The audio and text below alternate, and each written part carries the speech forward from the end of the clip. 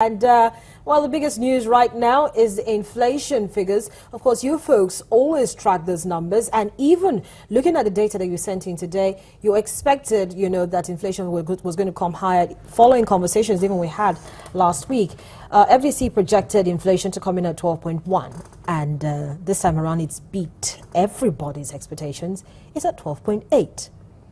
Yes, I'm not surprised that inflation figures are actually 12.8. If you look at what has happened in March, as opposed to what has happened in March compared to February, the fuel scarcity or the fuel queues intensified in March towards the end of March. Although in the forex market there was a bit of stability in the exchange rate, but just for a little while, and we've had chronic epileptic power supply shortage as well, and we've had 2 cases of zero output in March. So if you compare the power produced in March compared to February, I mean, it was quite low.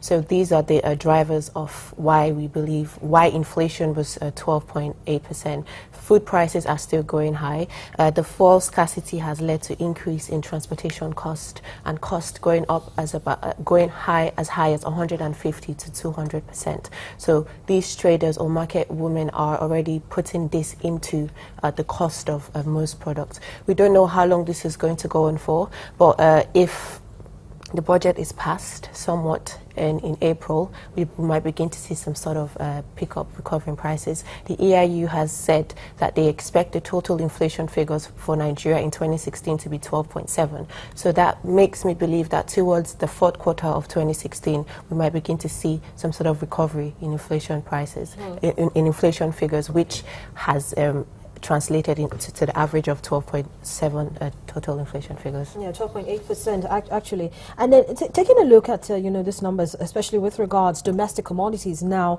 you say there's no respite with consumer prices, but taking a look at that list, we see that cement prices have been largely unchanged in the last couple of days. We see it's still at 1,700 naira, at least here in Lagos, and as well as in Onitsha. But in Kano, we see it at 1,800 naira. What I'm particularly interested in is the price of palm oil.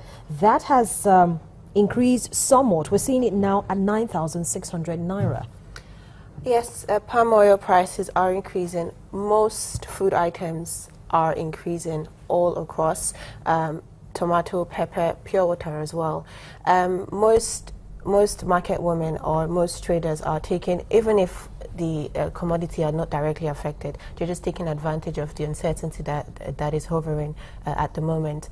That is why we have those high figures. Prior to that, we have 5 countries in Africa have recorded a reduction in inflation rate: Ghana, Uganda, Rwanda, Tanzania, and Kenya. But our inflation rate is still increasing, so which is quite alarming. So hopefully we get to see a bit of stability in that going forward. Okay, so let's talk a little bit about some of the other, like wheat, corn, and cocoa. You mentioned here in your analysis that the federal government plans to reach 1 million tons cocoa beans output target by 2018. What parameters are actually on ground that actually gives you that gives FDC that impression that can actually be achieved?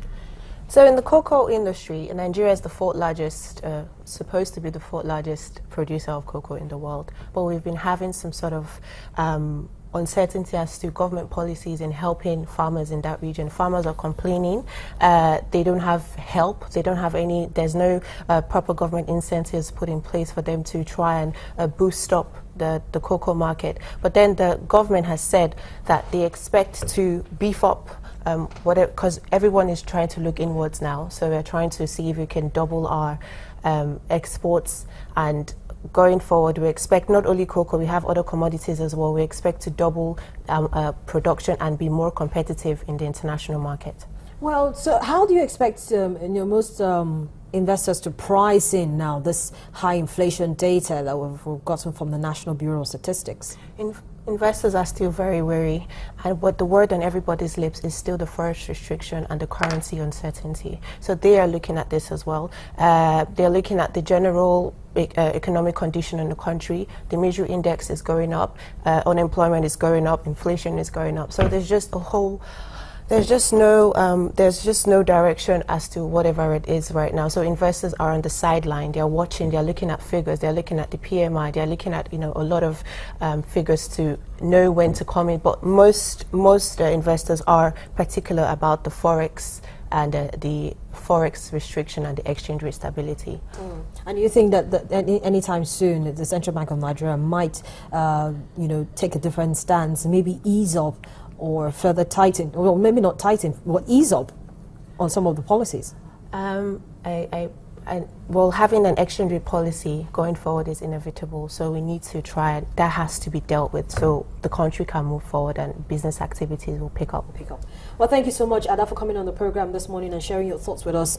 Of course, since most of what we were supposed to talk about today was with regards to global oil prices, but then inflation figures coming in have actually kind of changed the direction of this conversation. But thank you so much. Okay. But just before I let you go, we're seeing oil prices hovering around $43 per barrel, and of course this is not unconnected to the Doha meeting, which is coming up on Sunday. So if you were a fly on the wall, or if you had to give your opinion right now, what do you think will actually happen at that meeting? What do you expect? So there's a 50% probability that they might actually reach a production freeze agreement.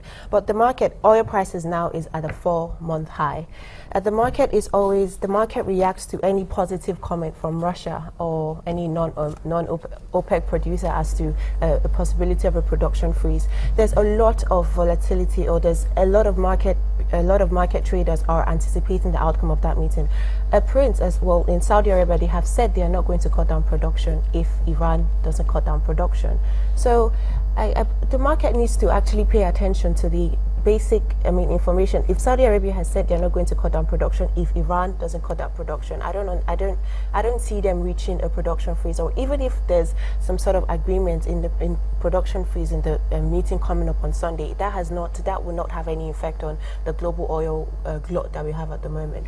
On the supply side, the U.S. production has been declining steadily, so that is somewhat giving oil prices grounds. The U.S. rig counts are declining as well. It fell by 8 to a total of 354, which is the lowest in the 90s. And Chinese oil demand is increasing. They're taking advantage of low oil prices. And if there's a slowdown in the U.S. production, Canada, Colombia, Mexico, and Kazakhstan as well are slowing down productions. And the dollar as well reached a 6-month low. So these are what are giving oil prices grounds at the moment. But everyone is looking forward to what's going to happen on Sunday. What's everyone going to do? What's the decision? Is there going to be some sort of production freeze? And we'll take cues from there as to where oil prices will head. Well, I have you back here on Thursday. So we're going to see between today and Thursday what actually happens on the market. Well, thank you so much, Ada, for coming on the program. Thanks for having me. Business Morning continues in just a moment. Join us again.